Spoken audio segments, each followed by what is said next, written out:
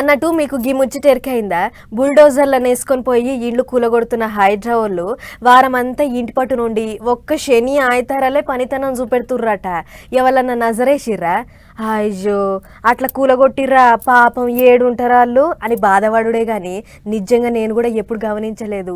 ఇప్పుడు గీ ముచ్చట ఎందుకంటే తెలంగాణ రాజధాని హైదరాబాద్ లో ఇక ఇప్పటి సంది హైడ్రా కాళ్లకు బంధాలు పడ్డట్టేనుళ్ళు. కోకాపేటకెంచి గచ్చిబౌలి దానక, కూకట్పల్లికెంచి లింగంపల్లి దానక, పటాన్ చెరువుకెంచి అమీన్పూర్ దానక ఏడ ఇడవలే.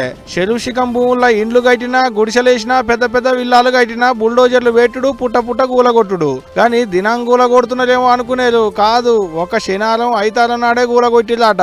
సంగారెడ్డి జిల్లాలున్న అమీన్పూర్ లో కూలగొట్టిన ఇండ్లోళ్ళు పోయి హైకోర్టులో ఫిర్యాదైతే ఇషారణ చేసిన కోర్టు సార్లు హైదరాబాద్లను గట్టినే అరుచుకున్నారట. ఒక శనివారం ఐతారం నాడే కూలగొట్టుడు అనుకున్న మొదలవేందో చెప్పరు అని గట్టినే అడిగిందట కోర్టు సీరియస్ వార్నింగ్ ఇచ్చేది కమిషనర్ కు ప్లస్ అదే తహసీల్దార్ గారికి స్ట్రిక్ట్ వార్నింగ్ ఇచ్చింది. What ever the act done by them is not correct. Sunday రోజు మీకు ఎలాంటి చేసే ఏ పవర్స్ ఉన్నాయి, మనకు ఆల్రెడీ ఫుల్ కోర్ట్ జడ్జ్మెంట్ ఉంది. మీరు మిడ్ నైట్ కానీ మీ సన్సెట్ కానీ సన్ రైజ్ కానీ మీరు ముందు చేయడానికి ఎలాంటి పవర్స్ లేవు, మీరు ఎట్లా చేశారా అని అడిగారు. మరి దాని అనుకున్న మొదలవేందో కానీ నిజానికైతే కూడా ఒక శనివారం ఐతారాలు పోయి కూలగొట్టి వచ్చిన ఆఫీసర్లు. మరి తతిమ ఐదొద్దులు ఏడేడ చెరువులు ఉన్నాయి, ఏడేడ కుంటలల్లో ఇండ్లు కట్టారు, ఏడేడ చెరువు శిఖం భూముల్ని కబ్జాలు పెట్టిరని రాసుకొని వచ్చి కావచ్చును. అదేదో సినిమాల వారమంతా కోపాన్ని ఒక శనివారం నాడే ఎలా తీసినట్టు ఇగో ఇది కూడా అట్టనే ఉన్నది హైదరాబాద్ పనితనం అనుకుంటున్నట చాలా మంది దానక. ఇంకో దిక్కు గూలగొట్టిన ఇండ్లన్నీ హైదరాబాద్ గూలగొట్టినయే ఏం కాదనేది హైదరా పెద్ద సార్లు చెప్తున్నా ముచ్చట. మరి ఎవరు గూలగొట్టి ఉండొచ్చు సారు? ఆలయాలే గూలగొట్టుకొని ఉండొచ్చు నా ఎట్టా? ఇక ఇదిట్టుంటే హైదరా చేయంగా ఏండ్ల కమానంకెంచి కూలినాలు చేసుకొని ఓ గూడేసుకుందామని కొనుక్కున్న ఇండ్లు గూలిపోవుడుతోని మస్తు గోసపడుతున్నారు పబ్లిక్. ఏమో పోటీ హైదరాతోని ఎవరికి ఎంత లాభం ఉన్నదో ఏం పాడైందో గానీ పబ్లిక్ ను మాత్రం మస్తు గోస పెడుతున్నారు పో.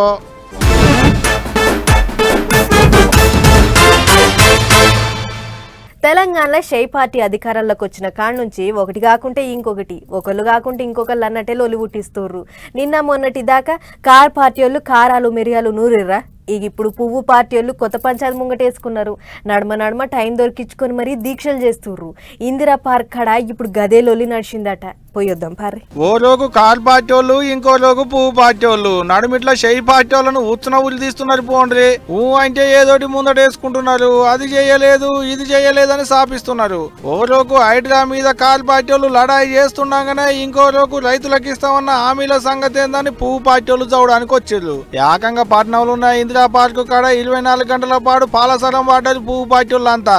ఇప్పుడు దీక్షకు వచ్చిన బీజేఎల్పీ నేత మహేశ్వర్ రెడ్డి సార్ మాట్లాడుకుంటా ఏమన్నాడంటే, ఈ రాష్ట్ర ప్రభుత్వం ఎన్నో అలవికాని హామీలు ఇచ్చి రైతన్నలను మోసం చేసి ఆ రోజు వరంగల్ డిక్లరేషన్ లో సాక్షాత్ రాహుల్ గాంధీ సమక్షంలో రాష్ట్రంలో కేవలం అధికారంలోకి రావడానికి ఇచ్చినటువంటి హామీలు దాదాపు 81,000 కోట్ల రూపాయలు ఖర్చు చేసి ఈ రాష్ట్రంలో ప్రతి సంవత్సరం రైతన్నలు ఆదుకుంటామని చెప్పినటువంటి రేవంత్ రెడ్డి గారు ఈ రోజు ఇచ్చిన హామీలు మర్చిపోయారా, లేక మర్చిపోయినట్టు నటిస్తా ఉన్నారా, లేకుంటే నిజంగానే ఈ రోజు గజనిగా మారి మొత్తము గతం మర్చిపోయినారా? ఈ రాష్ట్ర ప్రజలకు చెప్పాల్సిన అవసరం ఉన్నది. ఆగో ఇన్నరా 2 లక్షల రుణమాఫీ ఎడిపోయింది, రైతులకు ఇస్తామన్న భరోసా సంగతి ఏంది, రైతు బీమా ముచ్చటెడిపోయింది, రైతులు పండించిన బోట్లకు బోనస్ ఎక్కడ పోయింది అనుకుంటా మాస్తా ఆడిపోసుకున్నారు షై పార్టీ వాళ్ళను. ఇచ్చిన హామీలన్నింటినీ అడకెక్కిచ్చిల్లన్నట్టే సాపించిండు సారు. ఓట్ల ముంగట చెప్పిన హామీలు ఒక్కటంటే ఒక్కటి కూడా చేయలేదు, ఇయ్యలేదు అనుకుంటా గట్టిగా సాపించిండు. ఇక పువ్వు పార్టీ వాళ్ళు ఇట్టంటుంటే అటు షై పార్టీ వాళ్ళు ఏమంటారు అది కూడా వినోలే. బీజేపీ పాలిత రాష్ట్రాలలో మీరు అమలు చేస్తున్నటువంటి ఒక రైతు సంక్షేమ కార్యక్రమాలు ఏవైనా తెలంగాణ రాష్ట్రంలో అమలు చేయబడలేకుంటే దాని గురించి మాట్లాడండి. మీరు ఎక్కడైనా బీజేపీ పాలిత రాష్ట్రాలలో రుణమాఫీ చేసిందా, కనీసం చేయాలని ఆలోచన చేసిందా అని చెప్పండి.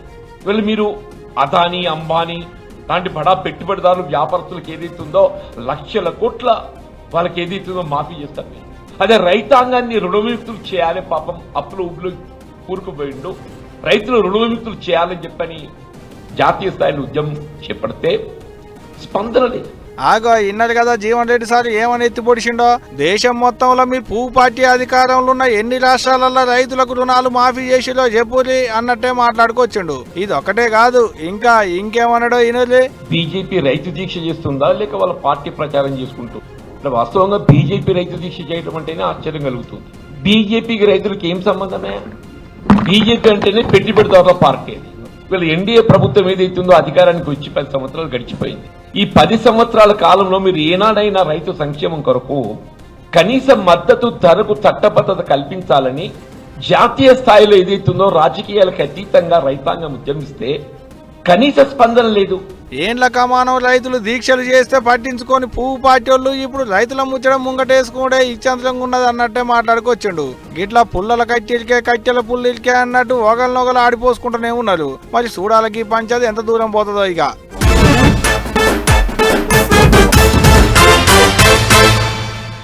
ఏండ్ల కమానం కెంచి కన్న కలలు తీరినాయి. సర్కార్ కొలువు కొట్టాలని కాయిస్ తీరింది. పరీక్షలైతే రాసినాం గానీ కొలువులు వచ్చేదెన్నడో నౌకర్లకు ఎక్కేదెన్నడో అన్నట్టు ఊర్ల పొంటి చేతనైన పనులు చేసుకునేటోళ్ళు వాళ్ళు ఇచ్చిన పంతుల నౌకరీ లిస్టుల పేర్లను చూసి ఎగిరి గంతేసినాలే కావచ్చు. ఇక వాళ్ళు కొలువుకెక్కినాక గా ముచ్చట చెప్పుకుందాం గానీ ముందుగాలైతే గీ ముచ్చట చూడు. తెలంగాణలో నిరుద్యోగులు ఉద్యోగులు రైతులలో 5 నెలల కింద రాసిన పంతులు కొలువు పరీక్ష ఫలితాలు విడుదల చేసిరు సర్కారోళ్ళు. ఆగురి పాల ప్యాకెట్లు దించారు. ఇప్పుడే అయిపోయింది అనుకునేరు. ఇంకా చాలా ముచ్చట ఉంది చెప్పేందుకు. మొత్తం విన్నాక ఒకటి కాకుండా 4 చింపుదులు కానీ జరిసేపు ఆగురి అట్ట. ముచ్చటేందంటారా, మార్చి 1వ తారీఖు నాడు ఏం తక్కువ 11,062 పంతుల నౌకర్లకు సర్కారులు నోటిఫికేషన్ ఇస్తే జూలై 18వ తారీఖు నుంచి ఆగస్టు 5వ తారీఖు దాకా పరీక్షలు నడిచినాయి. 11,062 కొలువులకు 2,45,000 మంది దాకా పరీక్ష రాస్తే అండ్లంగా 1:3 రేషియోలో సర్టిఫికెట్లు వెరిఫికేషన్ చేస్తారట సర్కారోళ్ళు. అంటే ఒక కొలువుకు 3 ఎంబడి ఉన్నారు అన్నట్టు. అండ్లంగా జల్లెడ బట్టి ఒకరికి కొలువు ఇస్తారు అన్నట్టుగా. ఈ గంటలో ఎవరెవరికి కొలువులు వస్తాయి ఏంది అనేది 4-5 వద్దులలో లెక్కలేసి అక్టోబర్ 9వ తారీఖు నాడు ఎల్బీ స్టేడియంలో మీటింగ్ పెట్టి కొలువుల పత్రాలను సీదా సీఎం సారే అందిస్తాడట. ఇప్పుడు ఈ 11,062లో ఏమైనా ఖాళీలు ఉంటాయి, అన్నిటికన్నీ నియామకాలు జరుగుతాయి. వీటన్నిటిని కూడా ఒకసారి అంచనా వేసుకొని ఇది నిరంతర ప్రక్రియ. జాబ్ క్యాలెండర్ ఏదైతే ఇచ్చినామో ఎవ్రీ ఇయర్ వచ్చే వేకెన్సీలను తప్పకుండా నియమించాలన్నదే మా ప్రభుత్వం యొక్క ముఖ్య ఉద్దేశము. కాకపోతే వ్యవస్థలన్నిటిని బలహీనపరచడం ద్వారా వ్యవస్థల్ని గత ప్రభుత్వం నిర్వీర్యం చేయడం వల్ల కొన్ని మేము అనుకున్న కార్యక్రమాలను కూడా అనుకున్న సమయంలో నిర్వహించాలంటే కొన్ని అవాంతరాలు వస్తున్నాయి.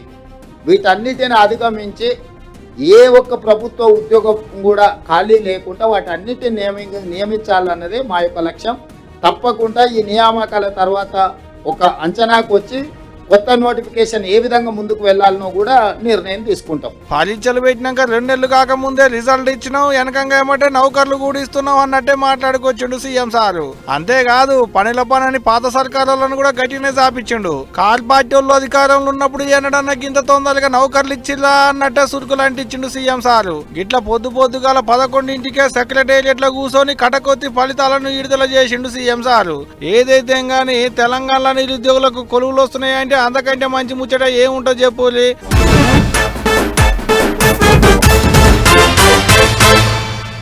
మేము ట్యాక్సులు కట్టకుంటే గీ సర్కారు ఎక్కడ ఆగమవుతుందో అని మందు బాబులు వాళ్ళ ఒళ్ళును గుల్ల చేసుకునైనా సర్కారును కూసోబెట్టి సాదుతుంటారు. ఒకవేళ జేబుల పైసలు లేకుంటే అప్పటి మందం షేబదులు తెచ్చుకొని మరీ సీసాగా ఉంటారు. తాగి పడేసిన సీసాలతోని సర్కారును నడుపుతుంటారు. ఆగో అసొంటి మందు బాబులకు వాళ్ళు ఏ సీసా కోరుకుంటే ఆ సీసానే తేవాలి సర్కారు. కానీ కొత్త తెచ్చి మమ్మల్ని పరిశాన్ చేస్తుర్రు అని మందు బాబులది ఓకలొల్లి కాదు. మరి గా మందు సీసాల ముచ్చట ఏందో అరుసుకొని వద్దాం పారి. ఏపీల మందు దుకాణాల ముచ్చట కొత్త పోకడా పోతుంది. ఈ అక్టోబర్ నెల కాడ నుంచి కొత్త రకం మందు ఇస్తాము, కొత్త దుకాణాలు తెరుస్తాము అని సర్కార్ ఇప్పటికే చెప్పింది. పాత సీఎం జగన్ సర్కార్ అధికారంలో ఉన్నప్పుడు మందు దుకాణాలన్నీ సర్కార్ చేతుల్లో ఉండే కదా. ఆగొగ్గ పోకడాకు బాయ్ చెప్పి మళ్ళా 2019 కంటే ముంగట ఎట్లయితే ఉండేనో ఆగో అదే నమూనాలా నడిపిస్తారట సర్కారోళ్ళు. అంటే మొన్నటి దాకున్న సర్కార్ దుకాణాలు అన్ని బంద్ చేసి మళ్ళా ప్రైవేట్ వాళ్ళ చేతులకు పోయే కథ కాబోతుందన్నట్లు. అయితే గిదంతా ఈ అక్టోబర్ నెలలనే తేల్చి పాడేస్తారట. ఫస్ట్ వారంలో కొత్త మందు దుకాణాల మీద నోటిఫికేషన్ వేసి సర్కార్ గెజెట్ విడుదలైతే గీ అక్టోబర్ 10-11 తారీఖు వరకల్లా లైసెన్స్ల ముచ్చట ఒక రోయికి తేవాలే అని చూస్తుందట. దీంతోని ఇన్నొద్దుల సంధి సర్కార్ మందు దుకాణాలలో కొలువు చేసిన వాళ్ళంతా జర మా పొట్ట మీద కొట్టకుర్రి సారు అని రోడ్డెక్కిర్రు. బొబిలి దిక్కు మందు దుకాణాలు బంద్ పెట్టి కొత్త తరీఖ మందు జోలి వద్దే వద్దు అని ధర్నాకు దిగిర్రు. మందు దుకాణాలలో మేం చేస్తున్న కొలువులే మా ఇంటికి దిక్కు, మీరు గిట్ల చేస్తే మేము ఆగమవుతామని బాధపడుతుర్రు. దీంతోని ఎప్పుడెప్పుడు సర్కార్ గల్ల పెట్టే నింపుదామా అని ఎదురు చూస్తున్న మందుబాబులకు కుత్కే తడవక శానా తిప్పలైంది. మీకేదన్నా తిప్పలుంటే సర్కార్తోని చూసుకోర్రి, అంతేగాని మా నోటికాడ సుక్క ఎత్తగొట్టకుర్రి అని గండమోర్లు పెట్టిర్రు. జరసేపు అలవాటైన మందును చెప్పా చేయకుండా బంద్ చేస్తే ఎట్లా, మా పానం ఎంత తిమతిమ అంటది అని నాలుకే లబలబా ఆడించుకుంటా అడగబట్టిర్రు. ఇటు సర్కారేమో మీకు అవ్వల్దార్ మందు తెస్తున్నాం, మీకోసం ధరలు తగ్గించినాం, 90 మందు 90 రూపాయలే ఉంటది అన్నట్లు మాట్లాడుకొస్తుంది. అయితే దరఖాస్తు కోసం వారం రోజుల టైం ఇస్తారట. ఎన్ని దరఖాస్తులు వచ్చినా అన్నిటినీ ఒకతాన లాటరీ తీసి ఎల్లినోళ్లకు కొత్త దుకాణాల లైసెన్స్ ఇస్తారట. చూడాలి మరిగా ఏమైతుందో.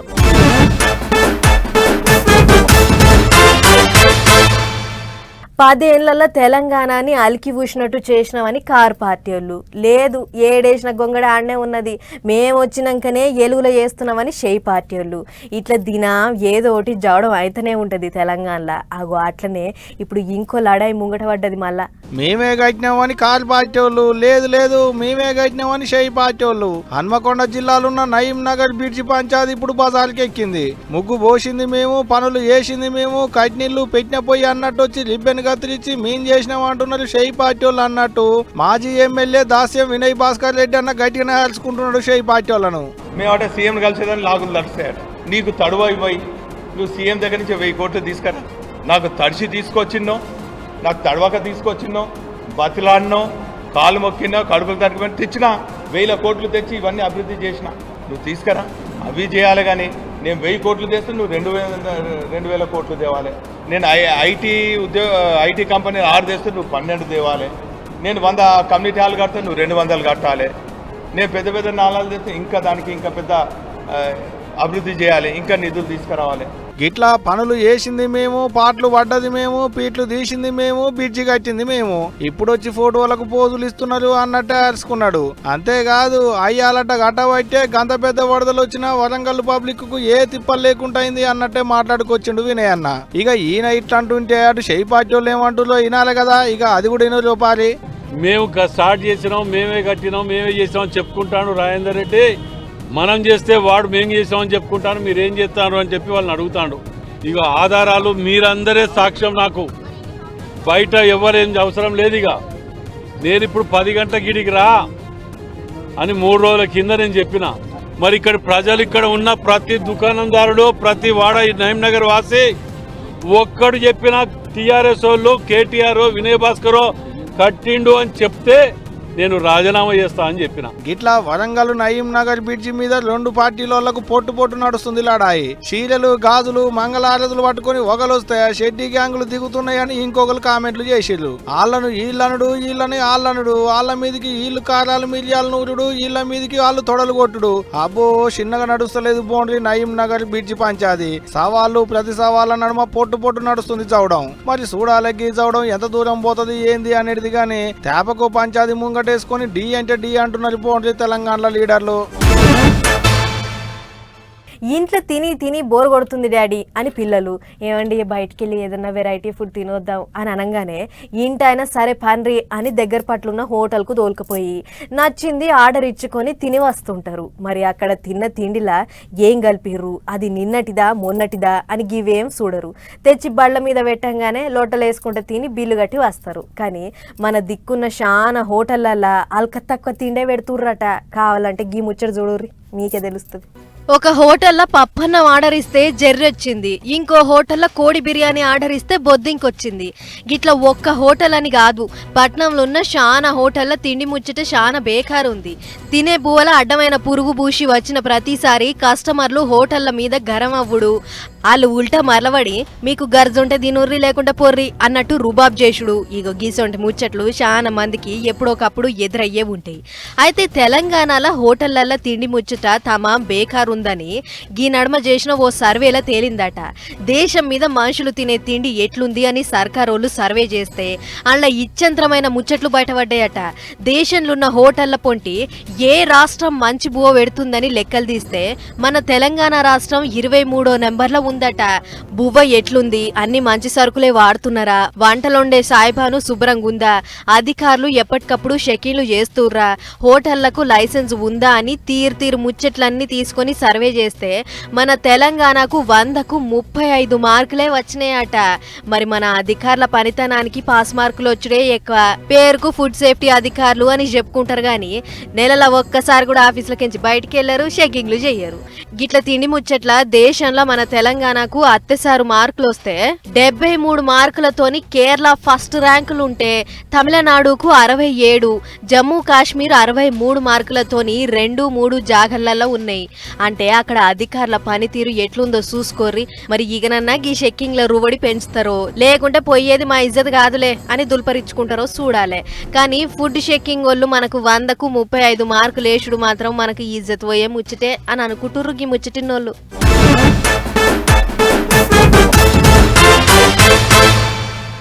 ఒకప్పుడు ఇంటికో బైక్ ఉండుడే మా గొప్ప అనుకునేటోళ్ళం. అసొంటిది నిన్నీయల్లా అందాజా ఇంటికో కారైంది.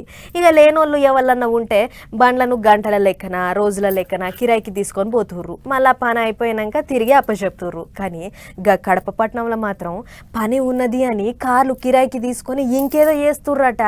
మరి కొంచెమైనా కార్లను దొంగ బద్మాష్ గారు ఏం చేస్తుర్రో మనం కూడా తెలుసుకోవాలిగా. చలో హగ్గ గిదేదో సెకండ్ హ్యాండ్ కార్ల షోరూమ్ లెక్కనే ఉన్నది. ఇక నచ్చిన బండి చూసుకుందాం, ధరెంతనో కొనుక్కొని ఓ బండి మనం కూడా కొందాం అని అనుకునే ముందు జర్రంతా ఆగుర్రి. ఎందుకంటే మీరు చూస్తున్న గీ బండ్లు సెకండ్ హ్యాండ్ షోరూమ్ లో పెట్టినవి కాదు, దొంగతనంగా అమ్ముదామని చూస్తే పోలీసోళ్ళు పట్టుకున్నాయి. ఇక అసలు ముచ్చట్లకు పోతే కడప పట్నంలో గీ కార్లను కొందరు కిరాయికి అని తీసుకొని పోయి బయట కుదవ పెట్టుకుంటుర్రట. అట్లా గీ పనుంది గా పనుంది అని చెప్పి బండ్లు కొంచెం ఓవుడు, కుదవ పెట్టి పైసలు తీసుకునుడు, దినాంగ్ ఇదే దందానట. అట్లా ఇదివర దాకా ఏం తక్కువ 36 కార్లను కిరాయి పేరు చెప్పి తీసుకుపోయి ఎక్కడెక్కడనో కుదవబెట్టిర్రట. ఇక గీ ముచ్చట బండ్ల ఓనర్లకు ఎరికైంది. వాళ్ళు సీదా పోయి పోలీస్ టౌన్ లో ఫిర్యాదు అయ్యిర్రు. గిట్ల సంగతి సార్, ఎవడో కిరాయి పేరుతోని బండ్లు కొంటపోయి మళ్ళా తెస్తలేడు అని కార్లు పోయిన వాళ్ళంతా స్టేషన్ లో పిటిషన్ వేస్తే పోలీసోళ్ళు ఎంకలాడిర్రు. దెబ్బకు కథ బయటపడ్డది. నబీకోటలుండే శశిధర్ రెడ్డి గాడు ఇంకా జిలానీ బాషా గాడు పదురుకొని గీ పని చేసిర్రట. గీ కార్లను కుదవబెట్టి పైసలు తీసుకొని మస్తీ మజా చేస్తుర్రట. ఆగో గట్ల కిరాయి పేరు చెప్పి కొంచెమైన కార్లే గివి. ఆయన ఏదన్నా పని ఉంటే కార్ కిరాయికి ఇచ్చేటోళ్ళు షూరిటీ కింద ఏదోటి పెట్టుకొని ఇస్తారు. కొంచెం పోయి బండికి చిన్న గీత కూడా పడొద్దు, టక్కర్లు కావద్దు, బండికి ఏమన్నా అయితే మీదే జిమ్మెదారి అని లేని కండిషన్లు పెడతారు. అసొంటిది మీ తోడు దొంగలు ఏకంగా బండిని అమ్మేతానికే సూటి పెట్టినరంటే మిమ్మలను ఏ చెప్పుతోని కొట్టాలరా అని తిడతా ఉర్రుగా బండ్ల ఓనర్లు. ఇప్పటికీ 36 కార్లను తీసుకుపోతే వాళ్ళ 26 దొరికినాయి. మరి తతిమ 10 బండ్ల ముచ్చటేంది అని అరుసుకునే పనుల పడ్డారు పోలీసోళ్ళు. గీ దొంగలు జయంగా నిజంగా అక్కరున్నోళ్ళను కూడా నమ్మేటట్లు లేకుండా అయ్యింది అని సొట్లు పెడుతుర్రు గీ ముచ్చటిన్న పబ్లిక్. మరి చూసిర్రు కదా, ఈ కాడ నుంచి బండి ఇచ్చేటప్పుడు వెనక ముందు ఆలోచన చేసుకోర్రి, లేకుంటే ఆగమైతారు. ఏం చెప్తున్నా.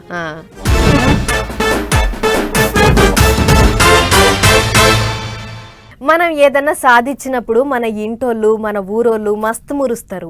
మా ఓడే మా పొల్లే అని చెప్పుకుంటే తారీఫ్ చేస్తారు. అదే పెద్ద పెద్ద ఎంపీలు ఎమ్మెల్యేలు చూసి శభాష్ అన్నప్పుడైతే మనకు పట్టలేని సంబరం అనిపిస్తుంది. ఇన్నొద్దులు పడ్డ కష్టానికి గుర్తింపు వచ్చిందని మనసు నిమ్మల పడుతుంది. ఇక దేశంలోనే బగ్గ కోటీశ్వరుడైన ముఖేష్ అంబానీ సారే మనకు ఫోన్ చేసి మా ఇంటికి రండ్రి అని అంటే ఇంకెట్లుంటుంది, ఎగిరి గంతేస్తాం కదా. అగో గసొంటి ముచ్చటే అయ్యింది కొందరు ఆటగాళ్లకు. చూడుర్రి, అంబానీ సార్ది మంచి మనసని మనం ఎన్నో మాటల ఇన్నము చూసినాము.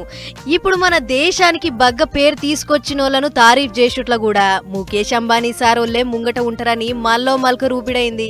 మన దేశం కెంచి ఒలింపిక్ ఇంకా పారా ఒలింపిక్ ఆటలల్లో పాల్గొన్న ఆటగాళ్లను ఇంటికి పిలిపించుకొని పెద్ద దావత్ ఇచ్చిర్రు అంబానీ సార్ వాళ్ళు. యునైటెడ్ ఇన్ ట్రయంఫ్ అనే పేరుతోని బొంబాయిలున్న వాళ్ళ ఇల్లు యాంటీలి అలాగే కార్యం చేసిర్రు.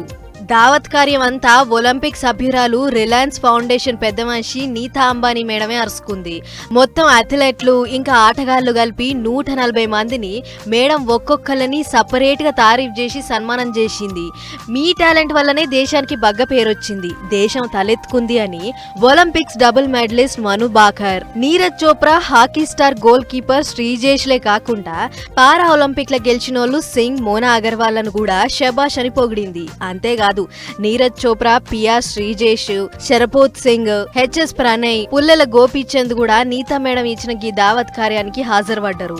ఇక గీ ముచ్చటంతా వీడియో ఫోటోలు గుంజి రిలయన్స్ ఫౌండేషన్ ఇన్స్టాలో పెట్టేటోరకు పొట్టు తిరుగుతున్నాయి. అయితే పెద్ద ముచ్చట ఏంటిదంటే ఒలింపిక్ పారా ఒలింపిక్ అథ్లెట్స్ అంతా కలిసి ఒక తన దావత్ కార్యానికి హాజరుపడు గిదే శిమాంటనట. అది కూడా మా ఇంటి కాడ దేశానికి పేరు తెచ్చిన వాళ్ళంతా గుంపావుడు చూస్తుంటే మస్తు సంబరం అవుతుంది. ఈ రోజు నా జీవితంలో యాది మరవను అని నీతా మేడం తన పాయరాన్ని చూపించింది. ఆయన ఎంతైనా గొప్పోలేనుల్లా అంబానీ సారోళ్ళు గరీబోళ్లను ఆదుకున్నట్ల ముందే ఉంటారు. దేశం ఆపదలో ఉందంటే సాయం చేస్తానికి ముందుకొస్తారు. ఇట్లా దేశానికి పేరు తెచ్చిన వాళ్ళను తారీఫ్ చేసేట్లా కూడా ముందున్నారంటే నిజంగా గొప్ప ముచ్చటే కదా, ఏమంటారు?